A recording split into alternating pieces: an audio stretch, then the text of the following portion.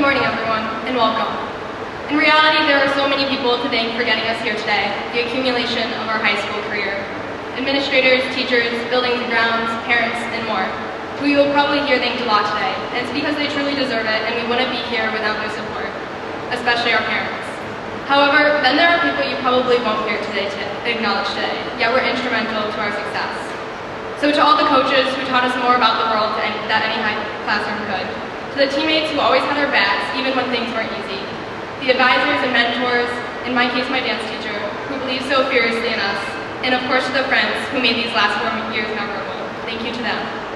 Our success is a testament to all these people, and without them I wouldn't be before you delivering the salutatory address for the class of 2023, them and Quizlet. In these 4 years, you've probably heard many high school teachers say words along the lines of, "It won't be this easy in the real world," or "You'll need to know this in the real world."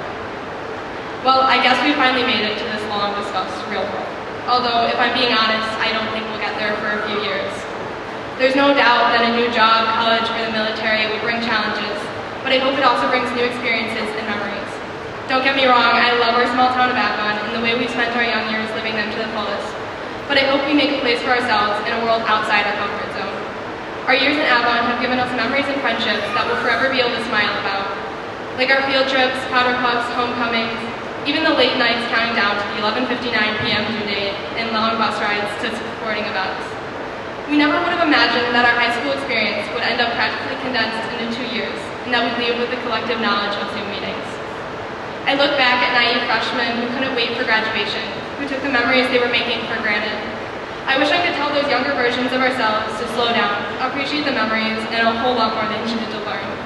I hope we can go out into the world and make more memories with both new and old friends. And there's no doubt we won't mess it up from time to time, and that's okay. There's going to be countless panic calls to parents and days when we just feel like our lives aren't going right. These little incidences shouldn't make us feel any less capable of taking on our futures than we are. I just want to say with everything we learned, I wish we would have allowed our standards to be a little less perfect, just to show us that screwing something up isn't the end of the world, and you don't need to be perfect to have value. And if you ever doubt your growth, just look back on your recorder playing days, you'll see progress. Now, younger me must have really glorified the idea of graduating. I have not 1, not 2, but 3 letters from my past self addressed to open when I'm graduating. A little excessive. If there's anything I've learned from these letters, it's that we're a lot kinder to any version of ourselves that isn't the present, and we should believe in ourselves the way those little kids did. Earlier this year, I signed a letter of intent to dive Division I, and in the months that followed, I have honestly spent questioning whether I'm good enough and worrying if I can really do it. In a letter from my 6th grade self, who had just started the sport, I wrote, "I hope you really stayed with diving. I hope you still love it as much as I do now. I love the thrill of going off a 3-meter and how you feel when you do a perfect dive." Younger me wasn't as concerned about how good I was or how high I scored.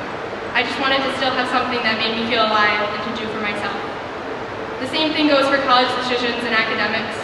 While I stressed over grades and getting to a medical school program this year, my younger self said, "I know there will be times that colleges, spelled collage, will be hard, but I believe in you, and you should know that I'm proud of you however you turn out."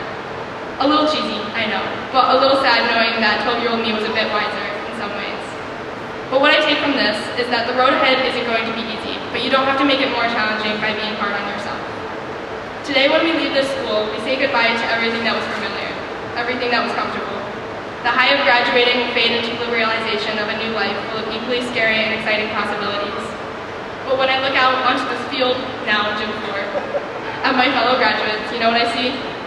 I see a future of loan debt and stressed students, kids who will undoubtedly end up in the urgent care after some questionable decisions, and coincidentally have 14 family emergencies during finals week.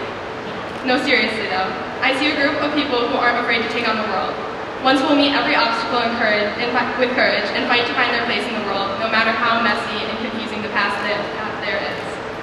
There will be hard choices and there will be bad choices, but each and every one will make us who we're meant to be. And like any good graduation speech, I have a quote that spoke to me, one I hope we can embody as we go out into the world. My one small hope for you today is this: don't let life happen to you. What I mean by that is, don't just exist in the space you occupy. I hope you really, truly live. I hope you wake up and that you're grateful for a fresh start. I hope you notice your breath go in and out, and I hope you feel lucky to be alive. And then I hope you go outside and notice the way saying hello to a stranger can make a smile reach their eyes. I hope you actively choose in every passing moment to reach for what ignites a fire inside you. If it is a dream, pursue it relentlessly. If it is a love, make sure they know you care. Whatever you're doing, wherever you are, I hope you do it with all of your heart.